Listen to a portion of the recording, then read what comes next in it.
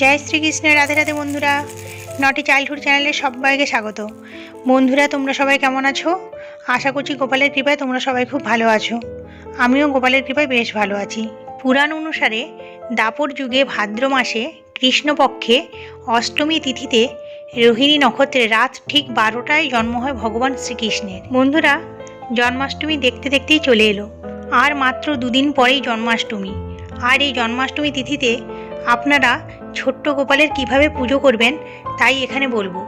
আশা করছি এই ভিডিওটি আপনাদের সকলের ভালো লাগবে, তাই ভিডিওটি দেখার অনুরোধ রইল। ওং তিষ্ঠ তিষ্ঠ গোবিন্দ ত্যাজ নিদ্রাং জগৎপথে তৈ উত্থায় মানে চ উত্থিতং ভুবনত্রয়ং। জন্মাষ্টমীর দিনে যখন সকালবেলা ছোট্ট গোপালকে ঘুম থেকে তুলবেন, এই জাগরণ মন্ত্রটি বলে ঘুম থেকে তুলবেন। অষ্টমী তিথি শুরু হবে 26শে আগস্ট সোমবার 2024 রাত্রি 3:39 অষ্টমী তিথি সমাপ্ত হবে 27শে আগস্ট মঙ্গলবার 2024 রাত্রি 2:19। পুজোর শুভক্ষণ রাত 12টা থেকে 12:45 পর্যন্ত। পুজোর জন্য 45 মিনিট সময়। তিথি অনুযায়ী 26শে আগস্ট জন্মাষ্টমী পালন করা হবে এবং এই দিন ব্রত ও পূজাপাঠ করা যাবে। এই বছর 26শে আগস্ট মধ্যরাত্রিতে অষ্টমী তিথি ও রোহিণী নক্ষত্র দুইই আছে। পুজো শুরু করার আগে স্নান করে নেবেন। তারপর গোপাল যে জায়গায় আছেন ওই জায়গাটি ভালো করে পরিষ্কার করে নেবেন। এরপর নিজেকে শুদ্ধ করে নিন। প্রথমে বাঁ হাতে একটু গঙ্গাজল নেবেন। তারপর ওং বিষ্ণু ওং বিষ্ণু ওং বিষ্ণু এই বলে 3বার মুখে নেবেন। তারপর হাত ধুয়ে নেবেন। আবারও একটু গঙ্গাজল বাঁ হাতে নিয়ে মাথায় 3বার দিয়ে বলুন ওম শান্তি ওম শান্তি ওম শান্তি। তারপর হাত ধুয়ে নিন। এবার আপনি পুজো শুরু করতে পারেন। তারপর আপনি ঘিয়ের প্রদীপ, তা না হলে সর্ষে তেলের প্রদীপ জ্বালিয়ে নিন। সাথে ধূপ ধুনো জ্বালিয়ে নিন। ভগবানের নাম স্মরণ করে জয় শ্রীকৃষ্ণ জয় শ্রীকৃষ্ণ জয় শ্রীকৃষ্ণ। জন্মাষ্টমীর পালন বিধি। এরপর গোপালকে অভিষেক করানোর জন্য একটি পেতলের থালা বা পাথরের থালা নিন। এতে আপনি অষ্টদল পদ্ম এঁকে নিতে পারেন। তারপর এতে তুলসী পাতা রেখে গোপালকে বসিয়ে দিন। অভিষেক করানোর পূর্বে প্রদীপ দেখিয়ে নিন। ওং ভগবতে বাসুদেবায় নমঃ ওং ভগবতে বাসুদেবায় নমঃ ওং ভগবতে বাসুদেবায় নমঃ। হরে কৃষ্ণ কৃষ্ণ কৃষ্ণ হরে হরে হরে রাম রাম রাম হরে হরে। এরপর পঞ্চামৃত দিয়ে অভিষেক করিয়ে নিন।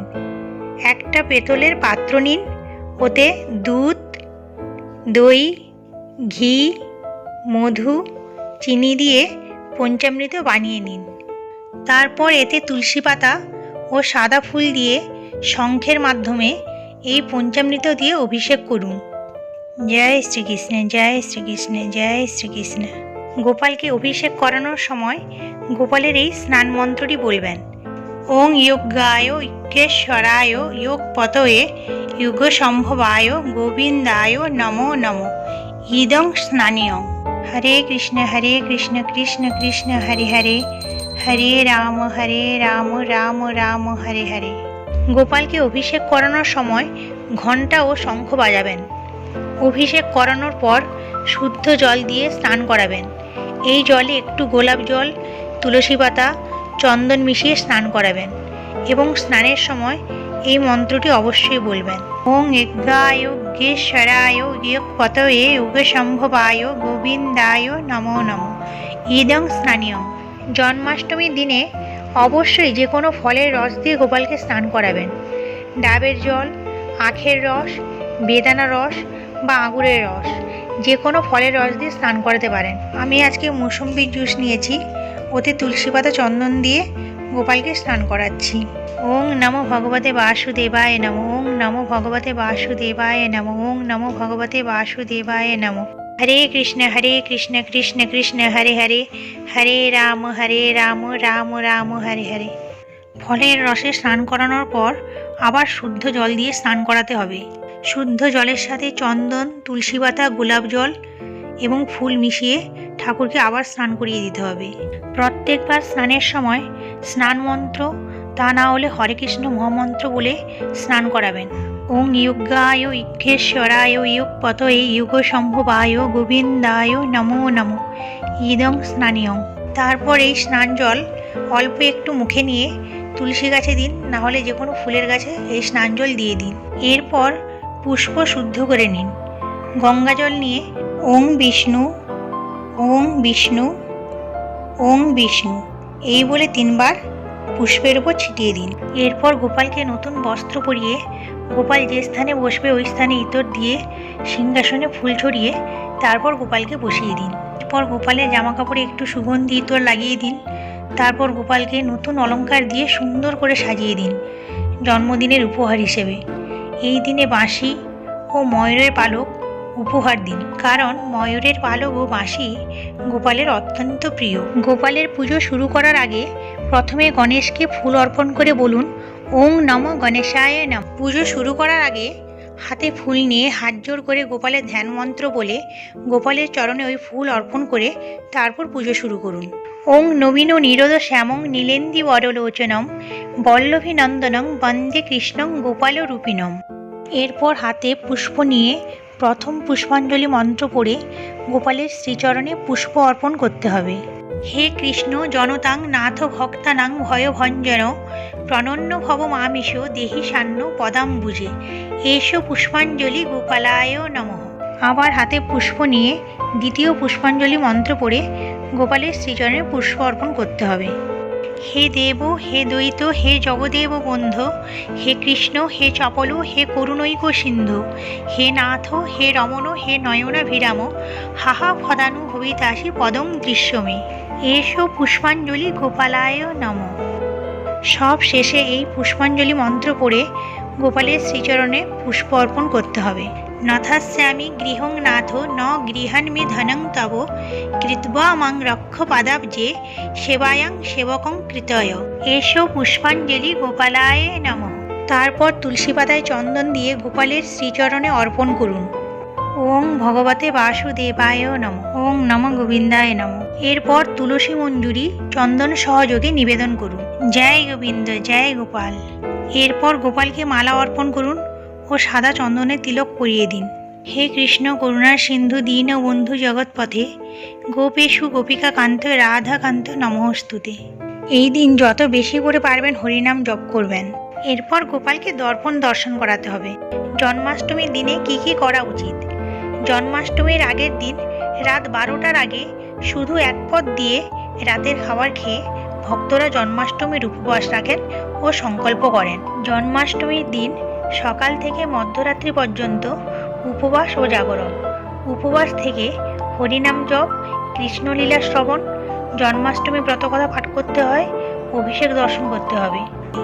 যাদের উপবাস পালনের সমস্যা রয়েছে এবং যারা অসুস্থ তারা অবশ্যই দুপুর 12টার পরে শ্রীকৃষ্ণের কাছে মার্জনা প্রার্থনা করে সামান্য দুধ বা ফল খেতে পারবেন।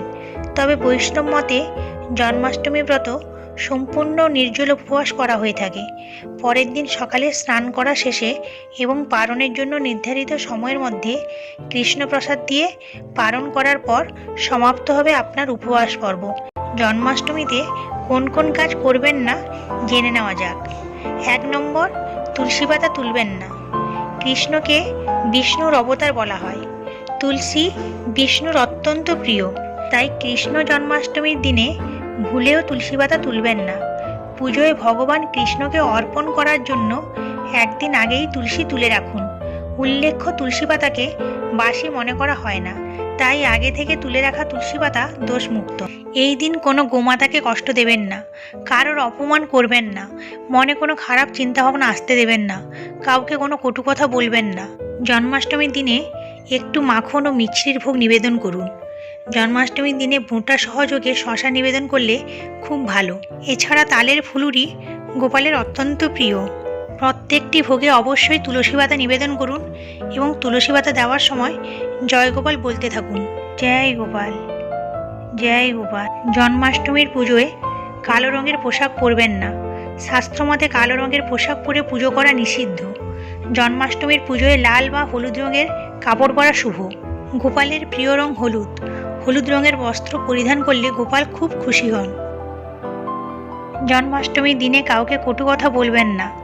দরিদ্র ব্যক্তিকে অপমান করবেন না, এতে ভগবান খুব রুষ্ট হন। আমি গোপালের ভোগে সন্দেশ দিয়েছি, ফুলুরি দিয়েছি, নারকেলের নাড়ু দিয়েছি, মাখন ও মিশ্রি দিয়েছি এবং 3টে গোটা ফল দিয়েছি। প্রত্যেকের সাধ্য মতো ভোগ সেবা দিয়ে থাকে। তবে একটা কথা ঠিক, আপনি ভক্তি সহযোগে গোপালকে যাই দেবেন তাই গোপাল গ্রহণ করবেন। ভোগ সেবা দেওয়া হলে পুজোর শেষে আপনারা হাত জোড় করে গোপালকে প্রণাম জানাবেন ও ক্ষমা প্রার্থনা করবেন এবং শেষে শঙ্খ বাজাবেন।